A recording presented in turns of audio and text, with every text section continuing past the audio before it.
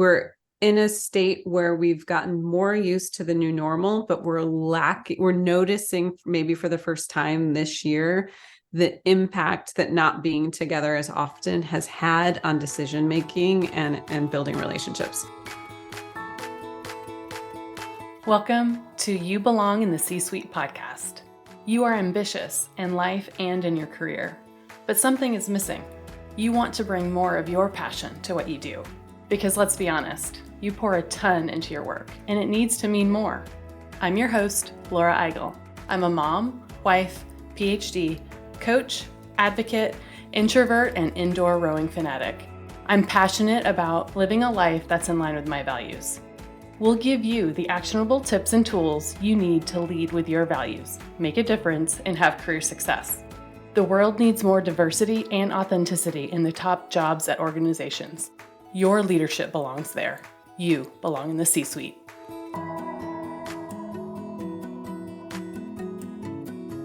What is your team culture like? What is your leadership style? How do you make decisions?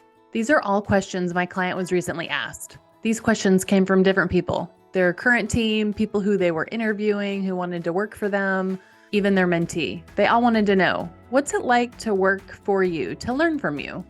And when I started working with this client, they had some generic answers that they could speak to each of these questions, but sometimes they weren't as confident in their answers as they'd like to be.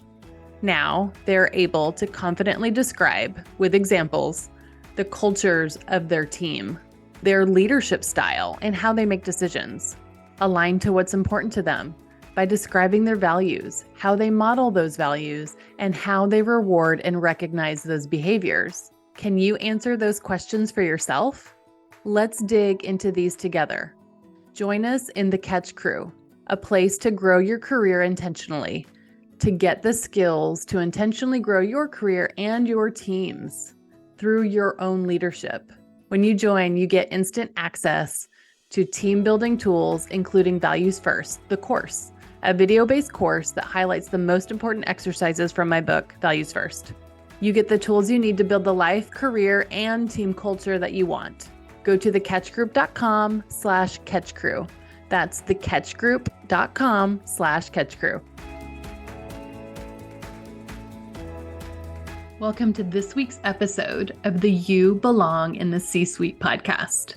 I'm really excited for our guest, Miriam Meima, to join us today. She's been a coach and facilitator for over 20 years, dedicating her life to studying the overlap between business and psychology.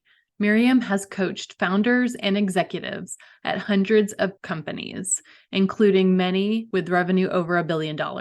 She's often partnered with companies from Series B all the way through going public.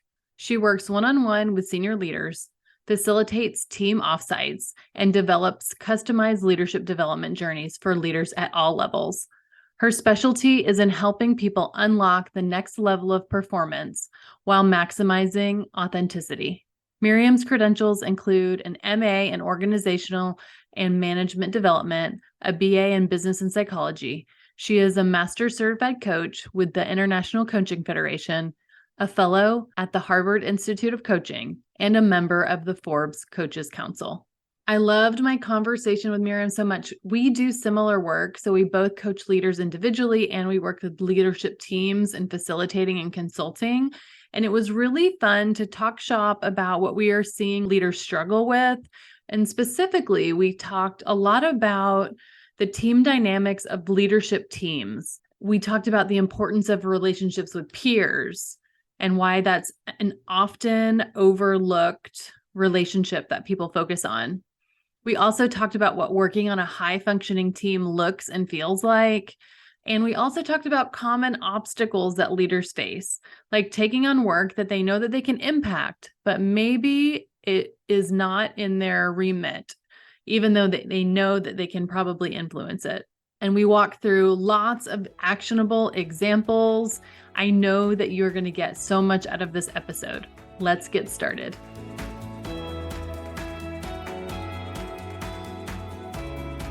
Well, Miriam, I am really excited to have you on the You Belong in the C-Suite podcast. Welcome. Yeah, Laura, thank you for having me.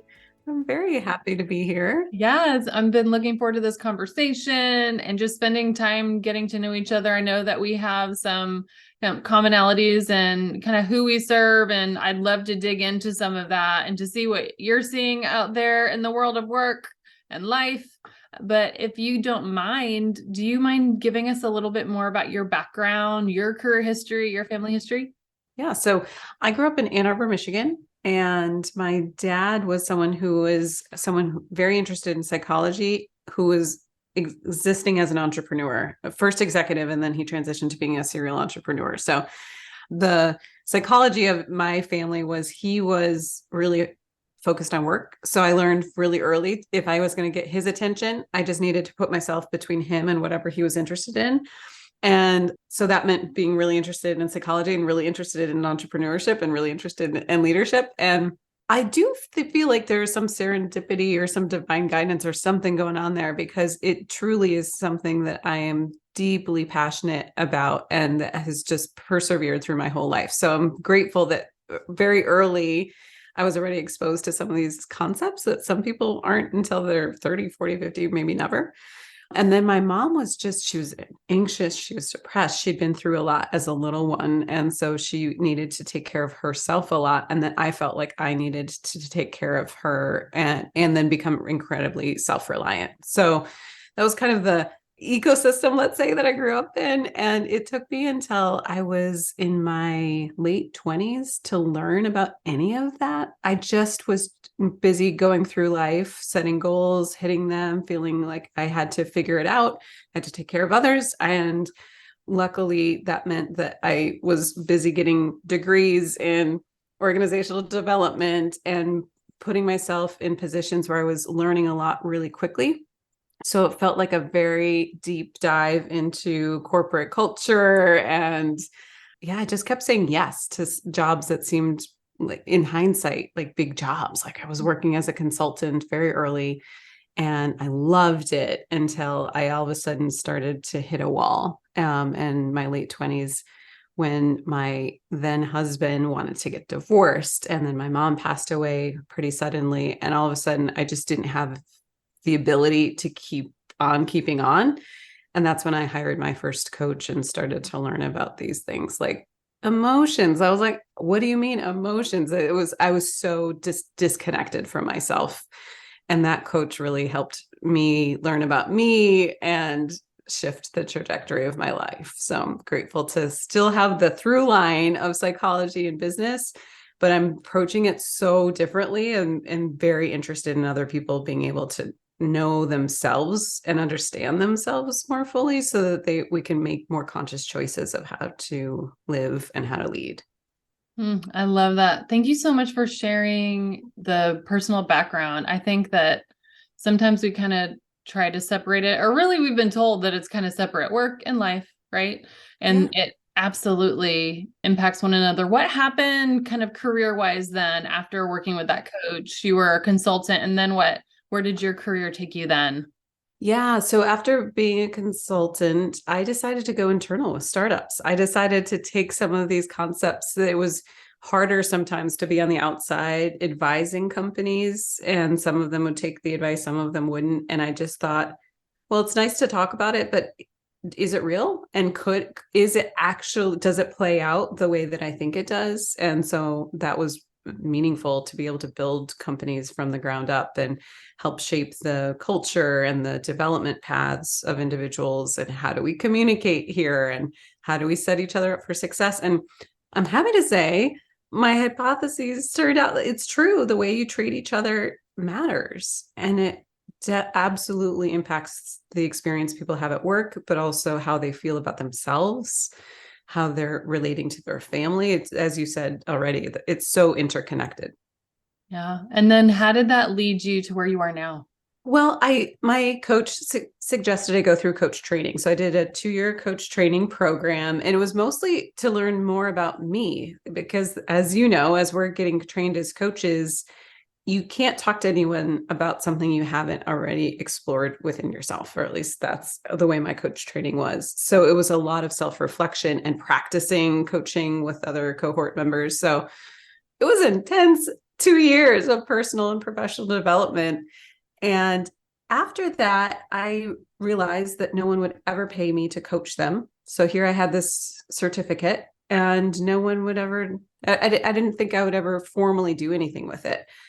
And I thought, okay, well, how can you prove yourself right? And I was like, well, I'm going to try. I'm going to try to be a coach. And I know that it's not going to work, but at least I'll be able to look back and know I tried.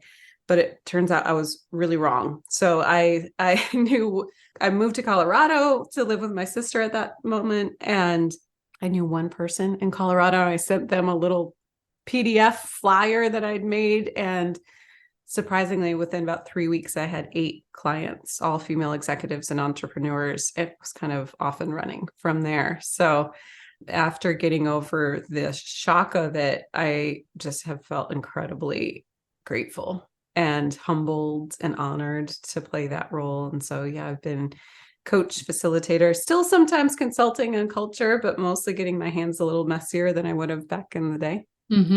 Yeah, I love this idea. Couple of things from what you just mentioned. The journey of being a coach and is absolutely introspection first. I agree. I think that was how I was trained as well. And then just like knowing like your sense of self, like what you bring into the room as a coach. And it all mirrors everything else about leader, manager, all the things, right? And Yes. so I love that you got training to be a coach without thinking that's what you were going to do, and then you proved yourself wrong. It's really good. I know. Yeah. So good. Yeah. And the next thing I'd love is that it seems like we do similar work, and I love like talking shop. And so this idea of executive coaching or leadership coaching one-on-one versus I do some facilitation as well. It's some of the same muscles, right? You're asking questions, you're reading the room, you're trying to move the group from point A to point B, whether that's in strategic sessions or team building or whatever. And then that idea of kind of team, it's almost like team coaching, especially if you're with these leadership teams. So I'd love to spend a little bit more time talking about what you're seeing in these rooms, because you used to be in those rooms internally or as a consultant, and now you're there kind of more as a coach facilitator. And I'm wondering if some of the things that I'm seeing in some of the rooms I'm in is similar to what you're seeing. Yeah, let's compare notes. Yeah. Okay, so some of the things I'm seeing, first team is a term that's gained a lot of traction. This idea of when you ask someone, who's your team, who are they going to think of first? And most leadership teams don't think of each other as their first team. They think of down, basically their direct reports and anybody underneath them. So that's who they orient towards as their first team. So the transition to all of a sudden identifying with your peers or the other leaders as your first team. And I'm going to adopt a mindset that's a little higher altitude. We're going to have each other's backs as a leadership team when managing our functional teams. That is one piece that usually is an important talking point. And then building trust with each other, because if you can't trust each other, then you can't really evolve that leadership team to become a first team. Yeah, oh my goodness, I love that we're talking this, because I think I got familiar with this concept in Five Dysfunctions of a Team. I think it's Lencioni.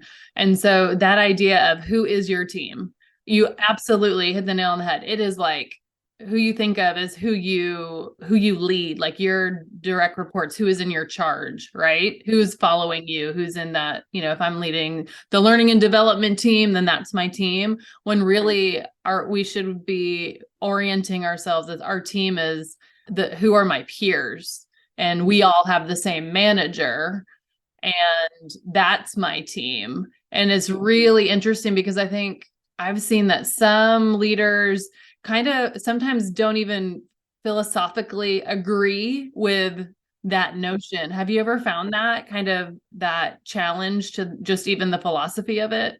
I have, yeah. Some that just don't think that lines up with successful business. And I think that maybe as an exception, that could be true. There's some people who You don't need to align with your peers because it's such a top-down organization. It's really just about executing against the strategy. But then I'm like, well, you still need to be able to coordinate. And if you aren't coordinating with your peers, then that's a lot of responsibility that goes to your manager then to make sure everybody's work streams are coordinated. And it just feels like now we're creating a very a company that requires a lot of all people leaders. And so we're going to, by definition, lack efficiency. And so as long as you're okay with that, okay, great. We're going to create an inefficient top-down organization. And therefore, and people are like, yeah, that's my company. I'm like, okay, then we forget I said first team. Let's talk about trust. Yeah. And I think we hear a lot about silos. We need to break down silos. And often I think that's the idea of I'm running my own agenda with my team. You're running your agenda with your team. We'll keep each other up to date. Yeah. We are both aligned to the same strategy, kind of quote unquote, right? However, we're actually running potentially multiple strategies in parallel, lacking efficiencies, not talking to each other, which means their teams probably aren't talking to each other, and all the other things that come along with all that. Exactly. Not thinking about dependencies that are coming down the line, and therefore we're not getting ahead of them, which therefore when I'm done with mine, I'll hand it over to yours, where we could have been doing these things concurrently, but we didn't because we weren't thinking about that way or talking about it. So yeah, I'm just such a fan of efficiency. To me, maybe it's how good it feels to me. That's like maybe my personality style, that I like it when it feels like we have momentum and that we're maximizing for productivity and efficiency. I just like it. I like how it feels. Other people don't care as much, but I really like it. So I want as much of it as I can get. Yeah, I love the efficiency. I also just love, I guess I'm a collaborator at heart, and I want to understand the peer, like my peers' agenda, and I want them to understand mine, and I want to look out for each other. And it just seems that like the peer relationship in a leadership team is probably the most underutilized and overlooked. I think you spend a lot of time managing up to manager. You spend a lot of time down, right? But not so much, maybe across, more so like cross-functional, but like direct peers. Like it just feels like it's just an underutilized relationship. Yeah, exactly. So I'm thinking if anyone's listening and like, oh yeah, well, I don't even know what to do with that. I mean, something as simple as one-on-ones with your peers, and it doesn't have to be every week. It could be once a month. Or I know a lot of leadership teams or groups of peers choose to meet without the manager in the room. Yes, And yes. it's such an easy way to all of a sudden kind of access that point of leverage and build on those relationships. It doesn't have to be overly scripted, but just to build those relationships can be huge. Yeah, I Yeah. think it then gets you back on the same page. It might take some of the burden off of manager. It Right. might, like, just think about like in goal setting time, like could you actually have some linked goals? Like that would be amazing to me. Exactly. So in terms of like other leadership team kinds of things, what that's one, you mentioned kind of first team, and we dove a little bit into peer relationship. What else have you been seeing? Most of the time, people are not saying directly what's on their minds. Mm. And it's a huge problem because there's a lot that's being unsaid. And that is as much to do with interpersonal dynamics as it is about strategy. And I think it ultimately, if we're talking about executive teams, it comes to the CEO, or if we're talking about other leadership teams, usually there's the person with the most amount of authority in the room who kind of sets the tone. But I think being a leader requires maintaining a mindset of ownership and responsibility, healthy responsibility for the success of a team.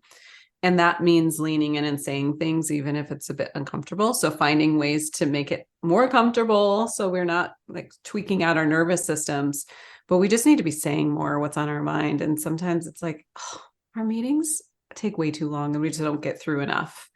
Or we said this last week but no one followed up on it. How are we managing accountability here? Or it drives me crazy when you send me things over the weekend because I wake up Monday morning and I feel like I'm behind.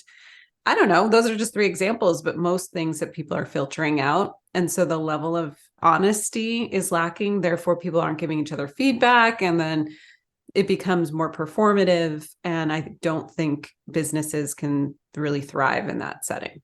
Yeah, and it's an expensive undertaking. If we think about all the people in the room in a leadership team meeting, like that's an expensive meeting anyway. And then we're not saying the things that we need to say. Right. So as a warm up to that, I usually say, let's go around and tell people what are they doing right? What's something they've done that was particularly impactful for you or your team? And it's amazing what gets flushed out. Feel like, oh, really? I didn't know. Okay, cool. I'll keep doing that. Or, oh, that's so helpful because I rarely ever think about it. And then if there's enough trust using the Lencioni model, 5 dysfunctions of a team, trust is that bottom foundational pillar, or it's not really a pillar if it's horizontal, but layer. Let's call it a layer of the pyramid. If there's enough trust, I'll say, and then what's one thing that you've seen this person's capable of, but you wish they were doing more? And it's just a simple prompt that gets people talking, but it's kind of that appreciative inquiry kind of mindset. So we're not treading on territory of too much critical feedback too soon. I like how you described sometimes it's interpersonal dynamics, sometimes it's we're just not practicing some of these behaviors. I do some facilitation of senior groups, and sometimes I use a Hogan, but it's a personality assessment basically. Lots of people use different ones, but sometimes that's their nature. Some people are like more to the point, other people are more sensitive, and I find that like there might be a room of like not sensitive, but empathic, I guess I would say. Mm-hmm. Like they can read the room, but then they don't want to disrupt or disrupt the relationship. So they're less likely to deliver those hard messages, right? And then when they do deliver them, they do it with such a nuanced tone that sometimes the leaders that are more direct aren't even picking up the fact that they're getting feedback. And so you leave the room thinking you've had one conversation, but really the other person has not had that experience at all. And so that's one thing to think through is like, what is your communication style? Why don't you want to deliver that hard message? When have you done it in a way that somebody has actually understood it without having to have that same conversation multiple times? And then like, just what are the rules of our group? Like, how do we give each other feedback? How do we hold each other accountable? And are those rules like expressed and written? And, it might be that the whole group tends to be less direct. So how can we build in a mechanism into our monthly meeting to actually have these hard conversations, right? And so sometimes it's as simple as what are our ways of working around this thing? Oh my gosh, it's so fun to bring a group into a room and then have those kinds of conversations. All right, okay, let's just remind ourselves, what are the business objectives we've set out to accomplish? Okay, what would be required of us as a team to be able to hit those? And then how do we compare and contrast that to how we're operating right now? And it's so obvious to each individual, but just to have those kinds of conversations, it's so meaningful. And then you're absolutely everything you said, I just would +1. Yeah. Are you finding that teams are prioritizing these kinds of conversations?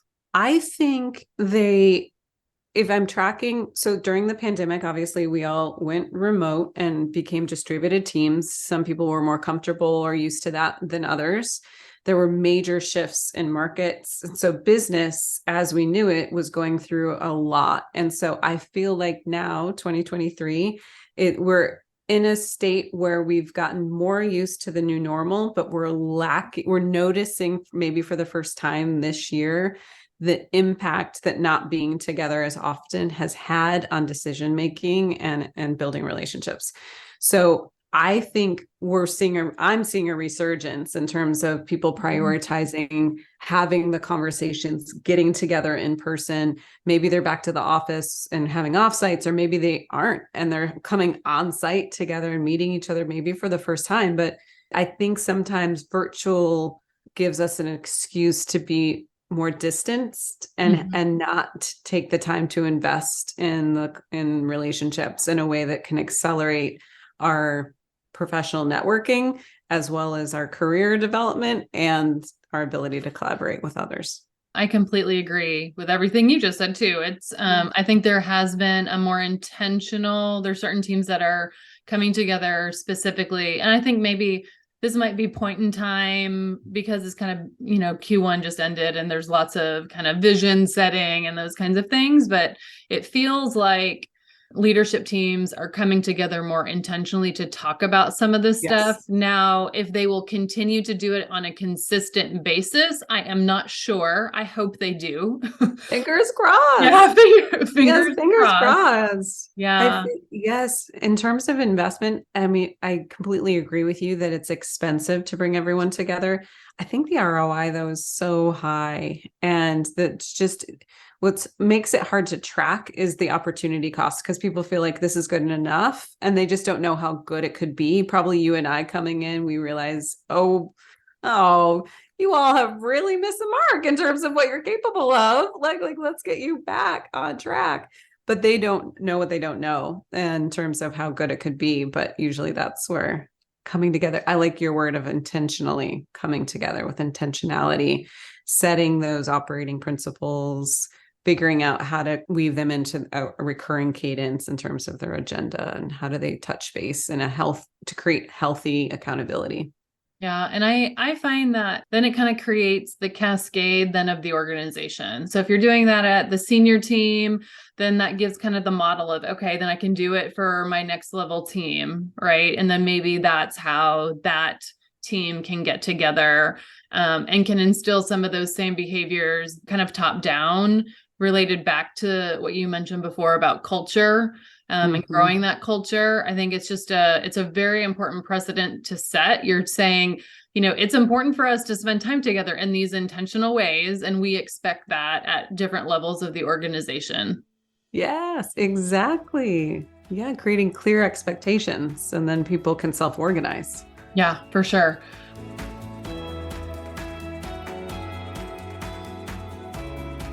Are you in a new role or transitioning to a new role soon?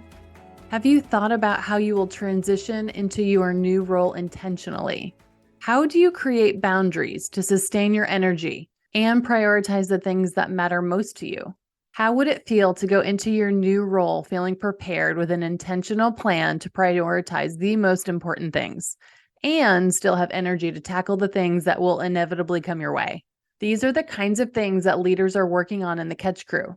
The Catch Crew is our community to build your career intentionally, whether that means transitioning into a new role, building or reinforcing your team culture, or planning your next role.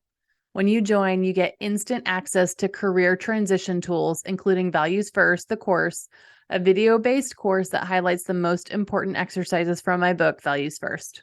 You'll get the tools you need to build the life, career, and team culture that you want. Go to thecatchgroup.com/catchcrew. That's thecatchgroup.com/catchcrew. We're having our next monthly catch up soon. Can't wait to see you there.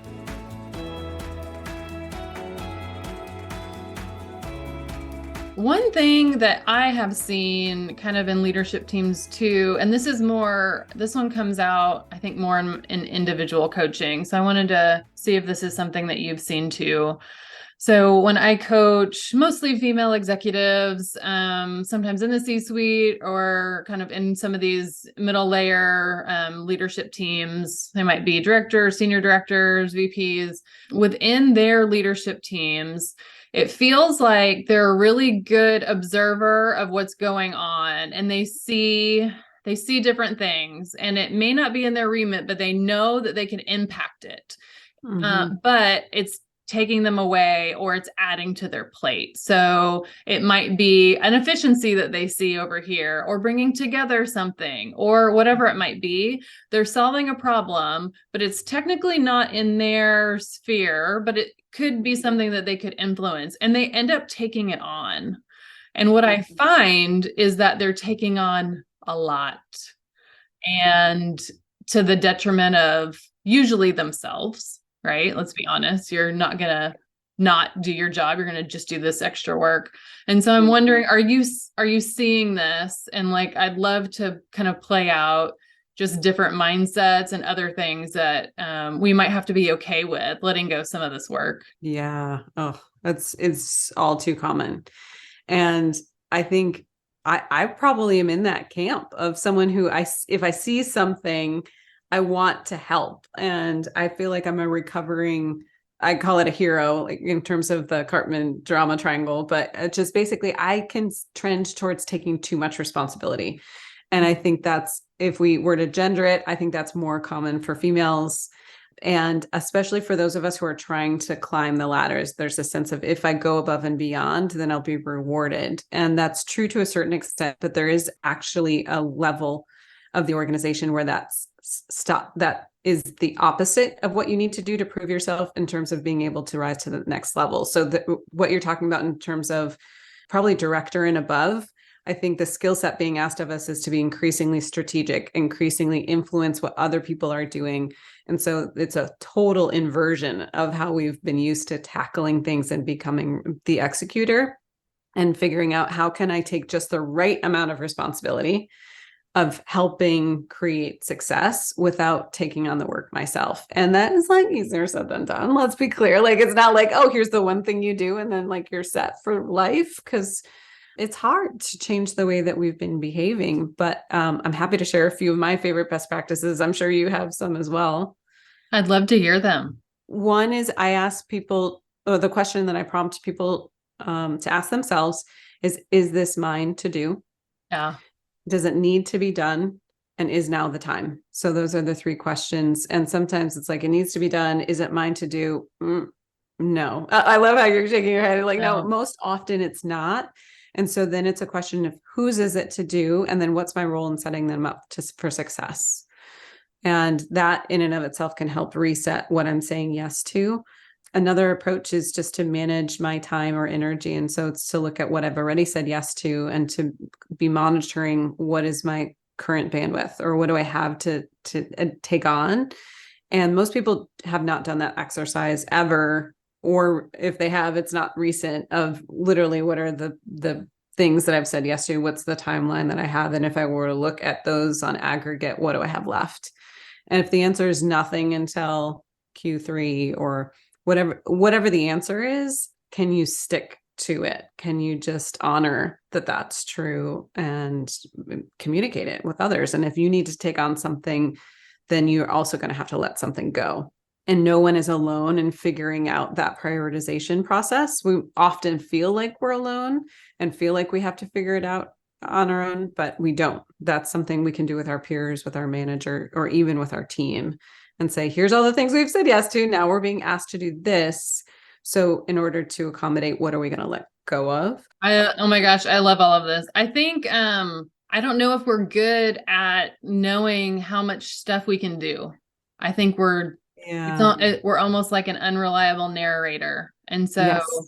because of that, it's almost like we should, I tell my clients sometimes it's like we have to be more kind of ruthless with our time as you grow in your career, because, there'll just be more things and more things undone. So I think if we are even doing that assessment, we're probably erring on the side of we can do more than we think we can.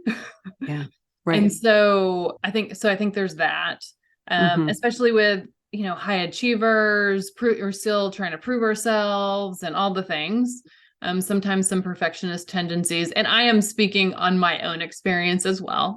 Yeah, So we're guilty, but we've gotten better, right? I think the thing that I'm trying to remember also all the things that have helped me get better. I think the less I feel like I have to prove. So just reminding myself, that's a constant thing, right? Is that we don't actually have as much to prove as we think, and updating our perception of ourselves and how far we've come and what is expected of us, and right sizing those expectations. And because if I think back, there was a lot of people pleasing woven into the things I was saying yes to. Yeah. Then there was just the things that I felt like I could do better, which is like really terrible to say out loud. It's like there's some part of me that's embarrassed to admit it, but that's really truly what I believe, is that if I were to take some things on, I could and would do it better than whoever was tasked with that project. Oh, that is like so real. It's That's like, real. okay, so here's the work that needs, like I can just see it. Like you're sitting in a leadership team meeting. There's this thing that needs to happen. And we're just all looking at each other like, well, it should be, somebody, this person, they're not raising their hand. And that you probably don't have the capacity, but you can do it and you can probably do it better than them. And so you raise your hand to do it. Like we're actually volunteering for these things. Yes, we are volunteering. And then we're mad at ourselves, or we get mad at other people, or feel, like the martyr. And it's like, oh, we have so much more control over that than we realize. I bet if we all optimized for our own well-being, we'd probably land in terms of saying yes to the right number of things. That's probably a good calibration for us of just like, do I want to? Is it fun? Would it be additive or energizing for me? Not would it be fulfilling? Do I think I should? Could I do it better? But just kind of asking ourselves from a different state of mind. Do I want to? That's helped me a lot. I also, if I find myself too often in that room that you're describing, or too often feeling like I could do it better than them, I'm actually on the wrong team.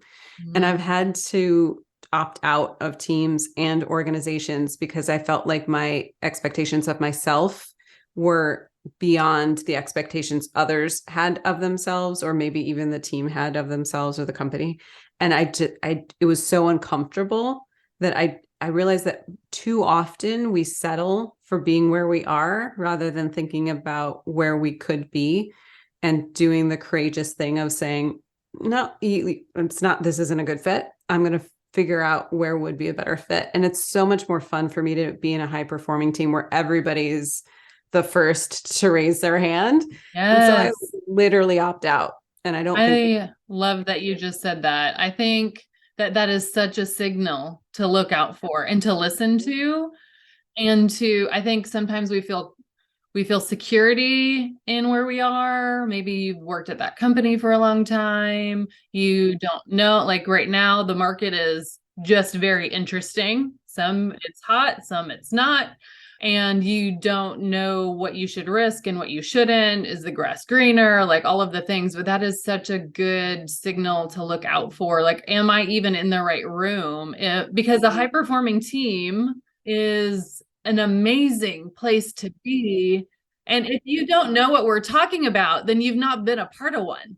no. And Right? it's exactly right. If you don't know, if you don't get excited thinking about it, then you haven't been a part of one, or maybe it's been too long. If maybe some people, when I ask them, have you been part of one, they think back to junior high sports. And I'm like, well, at least you have a reference point that I'm happy about, but it's been a while since you were in junior high. So let's figure out how to get you as part of a high performing team, especially for, you said, high achievers and those of us who want greatness or expect greatness. Yeah. And I think we sometimes, if we connect it back to that last thought, this idea of we sometimes sign up for things and do more things because we know we could impact it. Well, I could help make it a high performing team, or I could make this culture better. Like I know I can. And I will tell you, one person cannot change a culture. And unless you're the leader of that team, good luck to you changing that to a high performing team. It's just, you're not going to be set up for success. And I think sometimes we stay longer in those places because we think that we can impact that stuff ourselves. Yes, out of optimism or loyalty, like you said. But yeah, we hope it'll get better. We hang on to a glimmer of possibility. That's, yes, but it takes buy-in from everyone, because it's hard enough if you have the people who want to do it right and they're bought into the idea. It still can be complex to then maintain a high level of execution. And so if you don't have those things to begin with, like, move on. Time to Yeah. move on. Move And on. think of all of the high performers that are in organizations where they feel like they're settling. If they all got together, Yes. it would be so much fun. Isn't it funny how, like, I don't know about you, but I think through the places that I was when I was in a high performing team, and maybe you'll see them at a conference or at a networking event. And then you were like, if all of us just went out on our own, like, let's do that after we retire. I can't tell you how many conversations I've been in places like that. And I will tell you that, first of all, do it. Second of all, like, it's possible. Like, there are other teams like this, other places, and it's unfortunate if you're not part of that, part of something like that. Exactly. What other things, any other kind of team dynamics or other leadership team dynamics you think is kind of most important to talk about right now? Something that's coming to mind is, and we've kind of touched on this a little bit, but I believe it's helpful for every person to think about their own energy cycles and when in the day are they at their peak and when are they at their valleys? Because we all have these natural energy cycles. Mostly they're pretty predictable. If we take really good care of ourselves, we might be able to increase our energy and sustain energy longer throughout the day, but there's still variance. And most of us have not given ourselves permission to honor that. And for most of us, the peaks of energy are also our peaks of productivity. So what are the most important, the most strategic initiatives? Is it collaboration or brainstorming, or is it heads down time? And I should actually just block that time and not make it available, even if my team wants to meet during that window. And so holding stronger boundaries essentially around our peaks and valleys, and organizing our calendar to the extent we can to map to our energy, and then communicate it with others. Because it's amazing how much better communication can be if I know that you're best in the morning, I'm best at night, but instead of waiting till the next afternoon when I'm going to see you in a one-on-one, I can just put my ideas in a Slack message. You see it in the morning, you respond to me, and then in our one-on-one, we can, kind of move things forward. And I mentioned Slack. I happened to work with Slack as they were growing from like 150 to, I guess, but when they were acquired by Salesforce, maybe 2,000 people. And they are an example of a company that really tried to maintain efficiency and culture and paid attention to investing in people. And they tried to develop a tool that allows more of us to do the same. And I think most of us, especially distributed teams, we're not quite taking advantage of that in the way that we could. We're still overly relying on synchronous or live or meetings and one-on-ones as the form of communication, rather than finding other tools or systems that better allow each of us to map our days to our energy cycles. It's just a lot more fun. Then you can end your day and feel like you're more fulfilled, but also you can still have something left in the tank for your loved ones. Yeah, I really like that. And it feels like cultures that probably have higher trust are probably trying things like this. Would you agree? Yeah, I think I think they're open to it. Yes. And then you're right. There's cultures with low trust where if you said, oh, I'm better in the morning, I'm not willing to meet with you until, you would be fired, or, something extreme would happen. And so, of course, choose wisely, what you communicate and how, but even if you're not sharing it with other people, thinking about it in that way can be helpful. Yeah, even if you don't share it that way, just building more autonomy in how you work. I think Yes. that it's something that we just don't think we have control over as much. Yeah. And it is, no matter what level you are, if you're early career, if you're a student to late career, there's always more autonomy in how you work. I think it's more about open communication, transparency, consistency, performance, all that kind of stuff. But there's always something that you can do that you're not doing now to optimize how you work, or like you said, put a boundary in place in different ways to get your needs met. Yeah, I absolutely agree. I feel like we all have more control over our experience of work than we realize. And most of us are focused so much on the things we can't control. That's the irony of it. And so really focusing on, what do I need in order to feel set up for success? Can I make clear requests and just take control. Well, oh my goodness, this time has flown by and I have enjoyed our conversation so much. Thank you so much for just talking shop with me and deep diving in some of these team dynamic conversations that we've had today. And I just want to know, how is it best that we connect with you? Where can we find you? Come to me on LinkedIn. Come hang out with me on LinkedIn. Yeah, let's find each other there. I mean, all of the listeners, come find me on LinkedIn, Miriam Meima. Yes. And Laura, when was your 100th episode? It was recently. It was Yeah, two months ago. Yeah. Let's all give you a round of applause. And just on behalf of anyone who has listened to any episode, thank you. I feel like this podcast is such a labor of love, and it's such a gift to the world. So thank you for being part of helping more and more people feel empowered to bring authenticity to the C-suite. Thank you so much. That means the world to me. I really appreciate that. And thank you so much for sharing your thought leadership here today to kind of peel back some of the layers of some of the things that are happening in these rooms, and really motivating others to like work in the way and lead in the ways that they want. I really appreciate your time today. Oh, my pleasure.